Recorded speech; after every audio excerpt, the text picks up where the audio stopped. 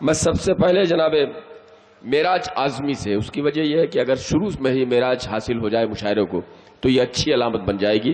جناب معراج اعظمی سے التماس کرتا ہوں، اعظم گڑھ جو شبلی نعمانی سے لے کر آج تک اپنی تمام ادبی وقار کے ساتھ ایک بہت ہی نمایاں نام کے طور پر پورے دنیا میں دیکھا جاتا ہے، وہاں سے جو ذرہ اٹھتا ہے آفتاب بن کر اٹھتا ہے۔ جناب معراج اعظمی مائک پر ہے، بہترین کلام۔ معزز سامعین، السلام علیکم ورحمۃ اللہ وبرکاتہ۔ فرمائے جناب معراج۔ جناب ندیم جاوید صاحب کی اجازت چاہتے ہوئے میں 4 منٹ سے اپنی بات کی شروعات کرتا ہوں۔ دوستو، آپ سب کی اجازت چاہتے ہیں؟ اجازت ہے؟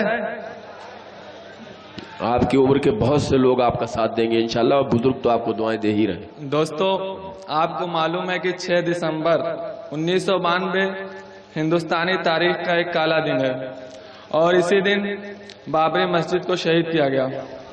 لیکن ایک ذرا ہمیں تب لگتا ہے جب بابری مسجد کے مدعی ہاشم انصاری صاحب کا انتقال ہوتا ہے۔ ان کے کیا خیالات تھے، کیا جذبات تھے، انہی باتوں کو میں نے 4 حصے میں کہنے کی کوشش کی ہے۔ آپ سب سے دعائیں چاہتا ہوں، میں پیش کرتا ہوں۔ وطن سے تیرگی بغض و عداوت کی مٹائیں گے، وطن سے تیرگی بغض و عداوت کی مٹائیں گے، اخوت اور محبت کی شمع ہر سو جلائیں گے، اخوت اور محبت کی شمع ہر سو جلائیں گے۔ تیری آنکھوں نے جو دیکھا تھا یہ وعدہ ہمارا ہے۔ ہاشم صاحب کے کیا خیالات تھے، کیا جذبات تھے؟ وہ ہندو مسلم ایکتا کی جیتی جاگتی تصویر تھے۔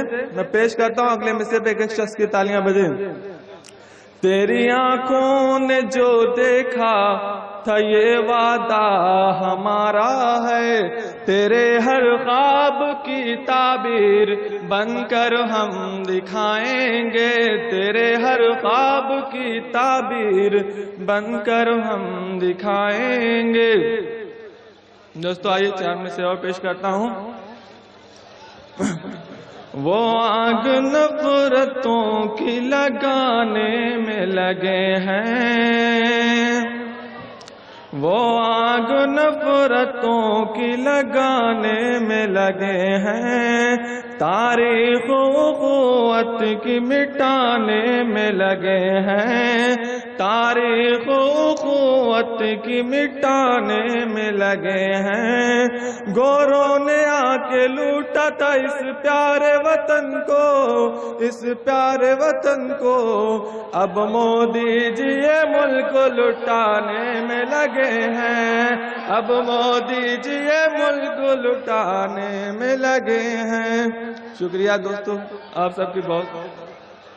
آئیے دوستو، آپ کرنسی نوٹ بندی سے آپ کو جو پریشانیاں ہوئی، میں 4 میں سے اپنے بات کی شروعات کرتا ہوں۔